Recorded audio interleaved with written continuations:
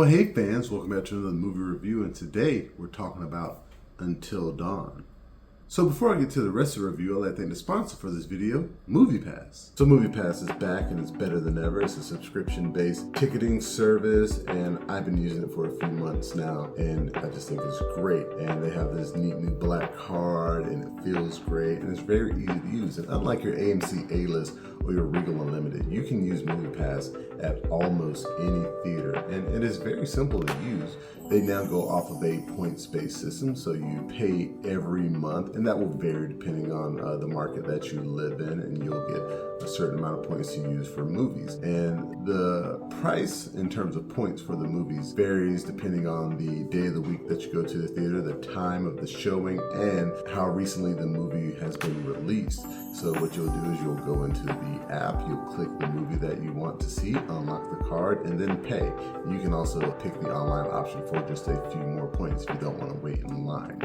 So again, thank you to MoviePass. So Until Dawn is a survival horror film directed by David F. Sandberg. It is based off of the video game of the same name, and it stars Ella Rubin, Michael Cimino, Odessa A'zion, Ji Young Yu, Belmont Cameli, and Peter Stormare, and it follows this group of friends. They are retracing the steps of one of the members, Clover. Her sister Melanie disappeared over a year ago. So like looking at the videos that she sent her sister, they kind of trace her back to this town where she was last seen.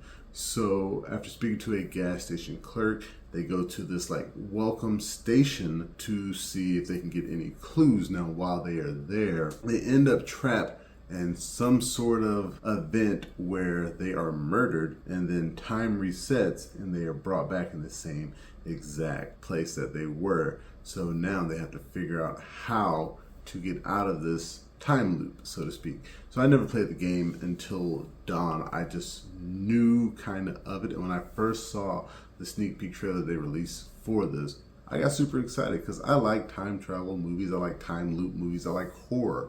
So I really wanted to see how they're gonna get out of this. And of course I like David F. Sandberg. I think he is a fantastic director. Of course he took those checks for the Shazam movies, and he is back in what he loves, and that is horror. So the overall premise of the movie being that it is Groundhog Day-esque, like I said before, that is what really intrigues me. And I like that it's a modern take on those type of movies, and they don't actually say the name of Groundhog Day in this, but they say it's like that movie, which we all know is Groundhog Day, which makes it feel a little more realistic. Because if you were in that situation, of course you'd be like, well, this is like Groundhog Day. But what separates it from a Groundhog Day or like a Happy Death Day is that every day the day is different. Things happen differently than they did before. You're not trapped in the exact same thing. And it's not like different because you do something different, just different things naturally happen. So the characters are basically trying to survive the night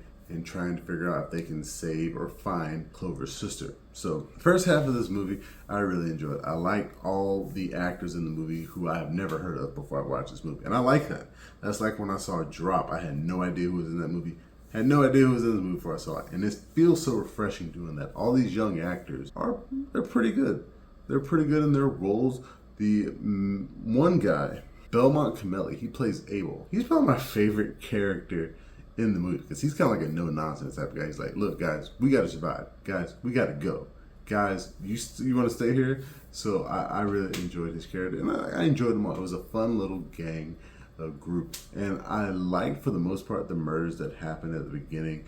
At one point, there's like a witch who's never brought up again. At one point, they drink the water and explode when they're just trying to just sit there and do nothing. There's like some kind of Jason-esque killer that kills them. And then there are some other creatures that I won't really spoil here.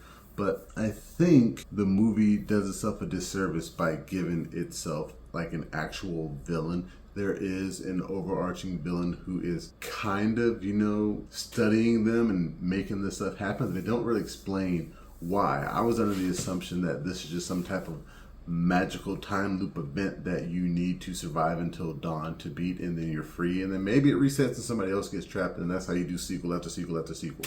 But this movie presents it as, like I mentioned the witch earlier, like a witch hexed the town, but then there's also like this doctor or psychiatrist or whatever who's causing the stuff to happen, or it's this little magical hourglass that keeps turning. It is never fully explained, but they kind of try to explain it, and it kind of ruins the whole, vibe of the movie.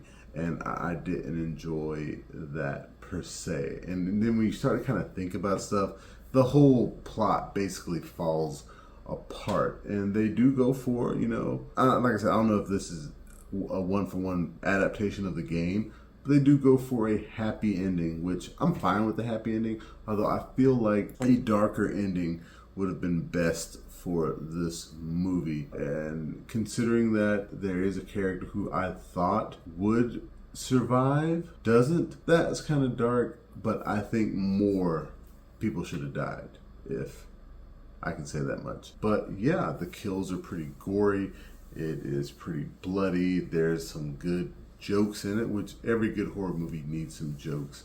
And yeah, I just think the first half of the movie is better than the second half. And another thing about this movie, this is the most horror trailers I've seen before a horror movie that's not in October. So that was fun as well. But yeah, like I said, the cast is great. I hope all of them go on to have great careers. The villain, meh. The storyline, okay. And will there be a sequel? They do at the end kind of set it up like there's going to be a sequel for the movie. I just wish that the overall plot wasn't so easily picked apart. So in terms of a score, like if the whole movie was like the first movie, it would be a very high on my list. But because it started to fall apart in the second half, I'm going to give it a solid 6.4 out of 10. That's what I think about this film. But yeah, Until Dawn, I guess, like if you like gory horror movies and you just kind of want to cut your brain off and go see something, or if you played the game, definitely go check this one out. I want to thank you again for joining me for this movie review. You can find the full review on YouTube and the website, flipfrogllc.com/clicksfrog. You can find us on Facebook, Instagram, Twitter, and Reddit.